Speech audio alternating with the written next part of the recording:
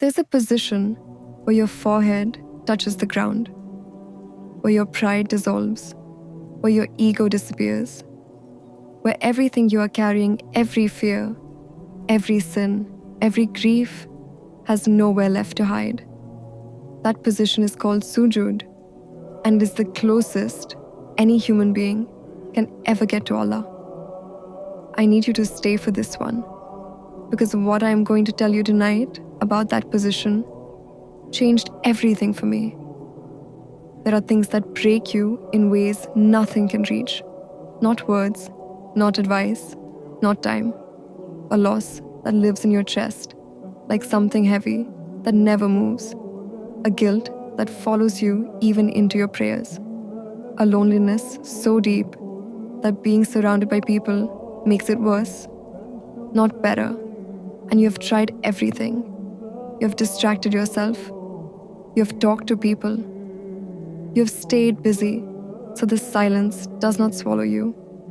But the moment the noise stops, it is still there, waiting. What if I told you there is one place you have not fully tried yet? One position that holds everything you cannot carry anymore. The Prophet, peace be upon him, said, "The closest a servant ever is to his Lord is when he is in sujud.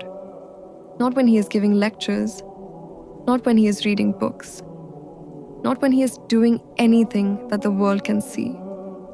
When his forehead is on the ground, when no one can even see his face, when he is physically lower than everything. That is when he is spiritually closest to everything." Think about what that means. In your most broken moment, when you cannot hold yourself together, when you have failed and you know it, when you feel the furthest from Allah, the act of going into sujud is the act of being the closest to Him. Your lowest point is your highest connection. I want to tell you what happens in sujud that cannot be explained by logic. Something lifts, not completely, not instantly, but enough. Enough to breathe, enough to keep going, enough to believe that tomorrow might be different.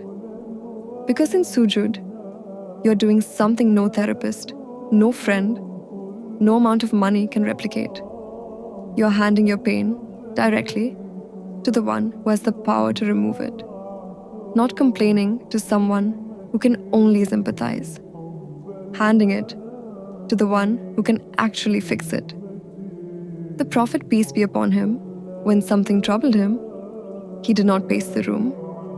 He did not call a friend. He rushed to Salah. The Quran says, "And seek help through patience and prayer." Not after patience, not alongside other things, through prayer, as the very instrument of help. Sujud is not just a physical position. It is a declaration. Ya Allah, cannot carry this. I do not know how to fix this. I am putting it down, right here at your door. Please, take it from me. And He does. Every single time, He does. Tonight, after this video ends, I want you to pray 2 rakats. Not perfect rakats, not long rakats. 2 rakats with one intention. To hand Allah everything you have been carrying alone. And when you go into sujud, stay there a little longer than usual. Do not rush to come up. In that position, whisper what you have never said out loud. The thing you are too ashamed to say. The fear you have never named. The person you miss. The version of yourself you are grieving. Say it in sujud. Because that floor, in that moment, is the most sacred place on earth. And the one listening is closer to you than your own heartbeat. Share this with someone who is carrying something they cannot put into words. Tell them sujud is the answer. Subscribe to Silent Taskeen. And remember, your forehead on the ground is the closest your soul will ever feel to home.